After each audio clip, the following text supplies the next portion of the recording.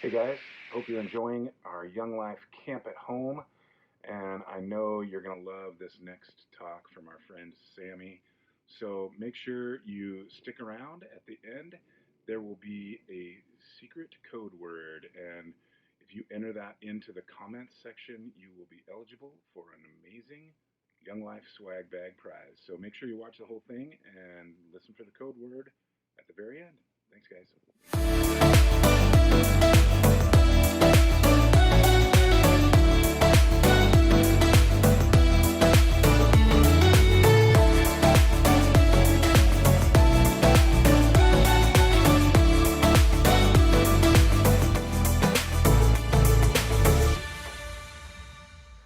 All right, here we are, talk 3. And so if you're still with me, thank you. Thank you for taking the time to listen and think through and really process some of the stuff that I'm sharing. Because I think it's good to chew on a lot of different questions and ideas that might come from a lot of different people. And I think God is big enough to wade through all of that. Last talk I briefly mentioned about like this health, like some health stuff, right? That like for me, the biggest thing, at least recently, that I had to work through that was really painful was this appendicitis that I had, and I forget what year it was. It wasn't too long ago, but I remember that it was the year that the Falcons played the Patriots in the Super Bowl, because this is why I remember that, because the day before the Super Bowl, I woke up with this like pain in my stomach that I hadn't felt ever before, and it just wouldn't go away. Like, it woke me up at like 3 in the morning, and then I just couldn't go back to sleep, or I was in and out of sleep because this pain kept coming in and out, and I knew something was wrong. And so throughout the day, I'm just like laying around and I'm like moaning, and my wife just had like my son, right? And so she had just given birth to the kid, and so it's not like she's getting much sleep, and she's having the best time of her life, and because having a newborn is really tough, right? And so she's worrying about all that, and then there's what she sees as this lazy husband who's lying around moaning and groaning and not sucking it up, while she just gave birth to a child and is trying to feed him and make sure then our daughter is taken care of. And again, I'm just probably looking lazy. And so I'm like, I don't want to set her off. And I'm trying to, suck it up and hold it in and let it pass, but it just wouldn't leave. And so I called my doctor friend up and I'm like, hey man, so I'm feeling this thing.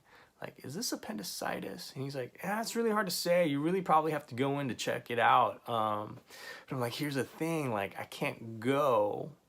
Like, if this is like gas and I'm hurting, like, and I go to the hospital and they tell me it's gas, and I come back and my wife has had to watch the kids for like who knows how many hours by herself, all to find out that I just had gas, like, that's not gonna be good. And he's like, I don't know what to tell you, man. And I go, okay, all right, I'll try to hold off a little bit. So I hold off for a couple more hours, and my wife knows that I've already called my friend, and she's like, what did he say? I was like, he said it's hard to tell. It could be appendicitis, but I would have to go in. And she's like, well, what do you want to do? I'm like, I think I should go in. And she goes, well, do what you got to do. And I'm like, oh man, that's really insensitive. Like, I'm really in pain. Well, how can you possibly say do what you got to do? And so I jumped in my car and I drove myself to the hospital, and I go to the ER and I tell them what's going on. And they're like, well, they told me exactly what my friend said. You got to go get it checked. We got to check it out. And I'm like, but is it gas? They're like, we don't know. I'm like, doc, I really need this to be appendicitis. And I'm sure this is the first time he's had anybody tell him, I need this pain to be appendicitis. And so we go and I get tested, I get scanned, and I come back, and the doctor, he knows what I want. He knows that I want him to say that I have appendicitis. And he comes in and goes, I got some bad news. And I'm like, shoot. Dang it, it's gas, and I gotta go home and tell my wife it was gas. But he says, you're gonna have to go into surgery. I'm like, yes! Yes! Doc! Yes! this is the best news. And he just was like, you're so weird. You're so weird. But anyways, like, I'll, fine. So I'll draw up, I'll get you all set up. You'll go into surgery and you can call your wife to tell her what's going on. And, I called my wife and I'm like, guess what? And she just starts laughing and she actually then felt bad. And, I go into the operating room and they're all, setting me up to get operated on. And, I'm just like, yes, I'm like, this is awesome. And, they hit me up with, anesthesia so I fall asleep. And I remember, like, this is how ridiculous I am. Like, this is how ridiculous I am. Like, I remember, they tell you to count down. And I've been under before for procedures and I know how it works. Like, they tell you to count down from 10, but I don't even think I've hit 8. Like, I knock out that fast. And so I knew that I was like, I'm going to be out like that. And the minute that they said count down, like, all the nurses are there, right? It's just all women. And instead of counting down, I just said, later, ladies, because I knew I'd be out. And so, like, that's a lot. I don't know why in my head that's what I would want to say as my last thing. Like, those could have been my last words. But in that moment, I was just like, later, ladies, and boom, darkness. Like, I don't remember anything. Why do I share that story? I share it because, again, I'm an idiot. Like, I'm an absolute idiot. And I do things that don't make sense sometimes. And sometimes super immature. One of the reasons why, though, I think I wanted to share that, though, is because it goes back to pain, right? Like, there was something wrong in my body that told me I couldn't ignore it. And in that instance, like, imagine that if there was something going wrong in your body, but there was no pain, there weren't any signals to let you know that there was something wrong, like, that would end up really bad. That would end up really bad. So pain sometimes seems to serve a purpose, right? Not that it's good, but it lets you know when something is wrong, right? It lets you know something is wrong. And I've thought a lot about that since having appendicitis. And because if I didn't have pain and that thing blew up in my guts, I wouldn't be here today. I had to address that pain. Something was wrong and I had to address it. And I think when we look at Jesus and all that he did and all that he does and all that he says, what we find is that Jesus is bringing attention to what's wrong. Like, he's uncovering and bringing voice to all the pain that's out there. And he's saying this needs to be addressed, because if this isn't addressed, then there's going to be a lot of suffering. And I'm here to tell you that I'm here to help, that I'm here along with all of you, right? But my goal is to be with those that are in pain. I'm here to be with those, again, the same theme that I've been talking about, those that are on the outside, because they're the ones screaming, but nobody's paying attention. They're the ones screaming and nobody's paying attention. And this isn't just like physical issues, right? Bodily issues. Jesus brings attention to systemic issues that are out there, where people are hurting and suffering. And the God of the universe is saying, that's not okay. And I'm here for that. For me, I come from immigrant parents, right? My parents are from Korea. And my dad especially comes from a time when there was no North and South. It was just one country. But what happened, though, is when he was about 5, in Korea, a war broke out. And there were religious freedoms that if they were stuck in a certain part, that they would no longer have religious freedoms. And my grandfather knew that. And so he picked up his entire family, and they started walking. They started walking as far as they could so that they could find refuge, that they could be in a safe place where they wouldn't be punished for what they believe. And you know, and so the story in the family is that my grandfather held my dad in one hand and had a Bible in his other, and they walked and they saw unimaginable devastation. They saw unimaginable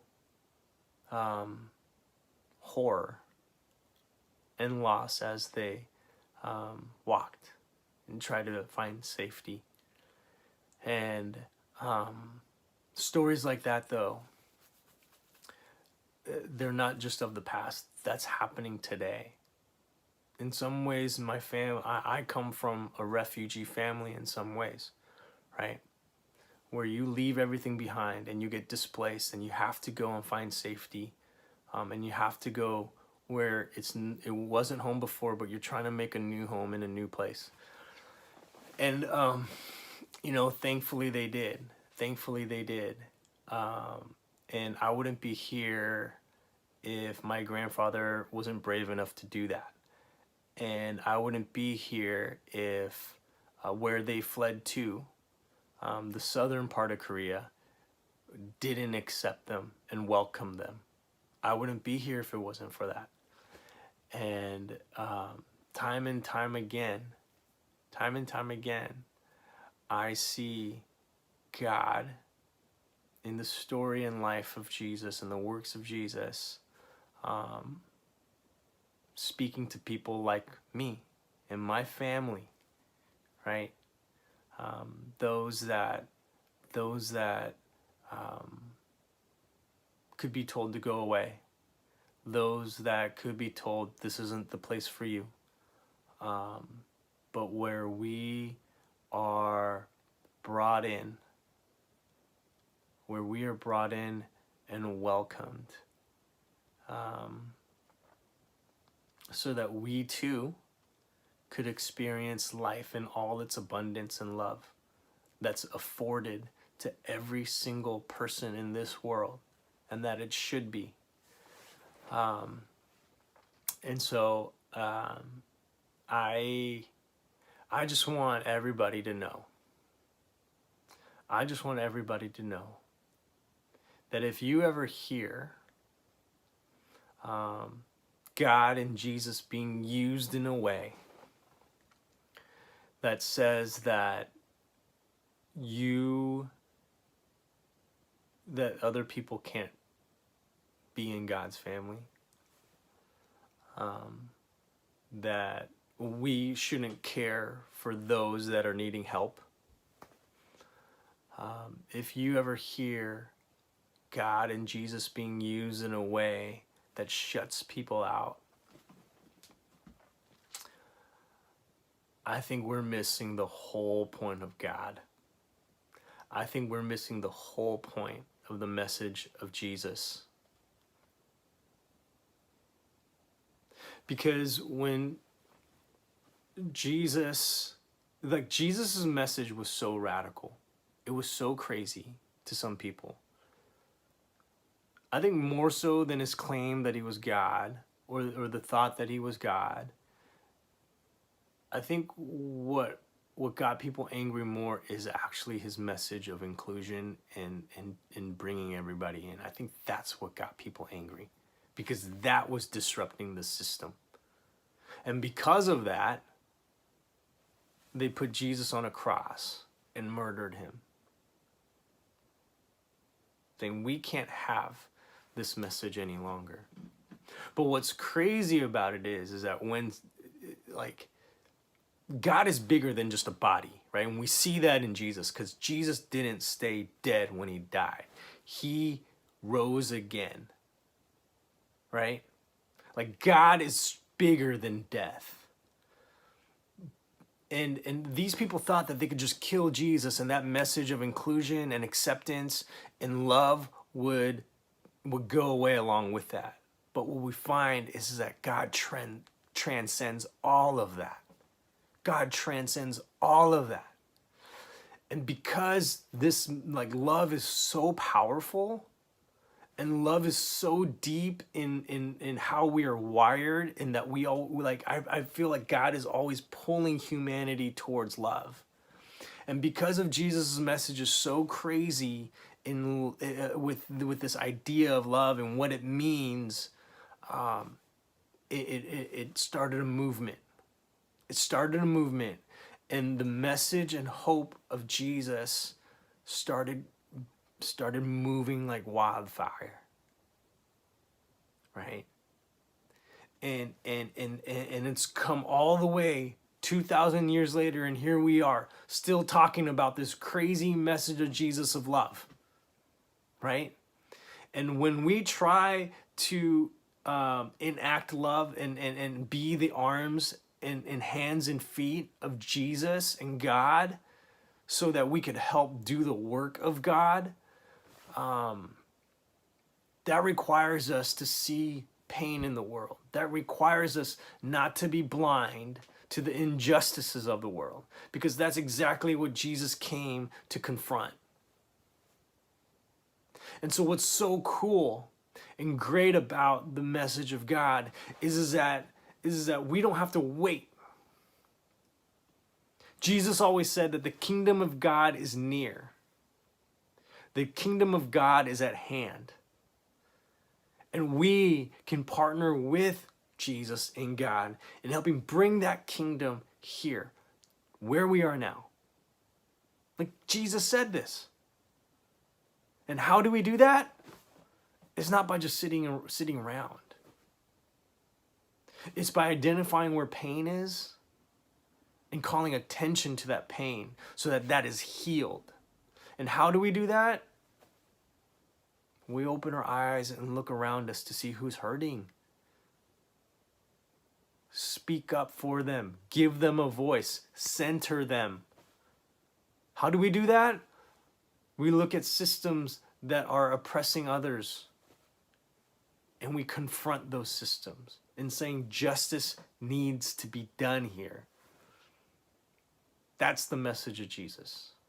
That's the message of God. And you guys all have the ability to do that. Now, I can't do all that on my own. No one person can do that on their own. But we collectively can come together and do that together. We collectively can do that together, right? And the message of Jesus isn't always about you. It's not always about me. There's a larger picture to this, and that larger picture is about us as a people. What can we do together to bring other people up so that we can all experience life the way that it was supposed to be? Abundant and full of love, full of care. And I don't know what that means for you. I don't know what that means for you. But I think a good place to start is to examine it yourself. Identify the pain. Identify your own pain. Don't ignore that. Don't ignore that. And find a way, how can you best address that pain? How does God enter into that pain? Recognize that God is there with you in that. But also become aware of the pain around you and others, as individuals and as collective bodies, and help restore that to the way that it was supposed to be. And the way that it was supposed to be is a loving community for all. So I know a lot to chew on, but I just want you guys to know that the God of this universe is for you. The God of this universe is for me. And whenever we have a chance to elevate the voices and experiences and stories of those that go unheard and unseen, that's the easiest place for us to begin in partnering with God to do God's work.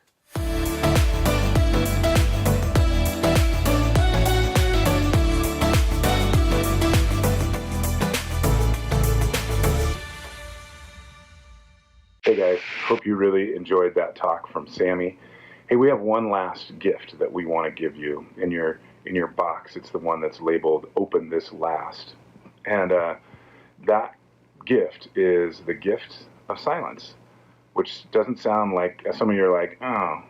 But I will tell you this: one of the cool things we do at Young Life Camp is every camp they do a 15-minute all camp quiet, and people go out and spread out and just have 15 minutes where there's no distractions. And it's pretty amazing. Actually, a lot of people will say, man, that was one of the best parts of camp. So we want to offer that gift to you. So in that little bag, you'll find some stuff to help you with that. I just would encourage you, find a quiet place. Go on a walk. Find a place where no one's going to bother you, where the TV's not on, where the music. Just be silent for 15 minutes. Maybe there's some questions you want to ask God. Maybe you just want to pray. Maybe you just want to sit and listen. Maybe you want to draw a picture. Whatever works for you, I would just encourage you to take that time and maybe connect with God in a way that you maybe never have in the past. And when you're done, text your leader or call them. Tell them about that 15 minutes and what it was like for you. Okay, so enjoy that gift. We hope you've loved this camp at home. We sure miss you guys and can't wait to be together again. Your leader will be in touch as soon as that can happen. And one last thing, the secret word, and if you enter this word into the comments on YouTube here, you'll be eligible for an amazing Young Life swag bag. It's totally worth it, believe me, so do it. The secret code word is refrigerator camel. Refrigerator camel. That's the secret word. Enter that below, and you're eligible to win. Thanks, guys. Love you.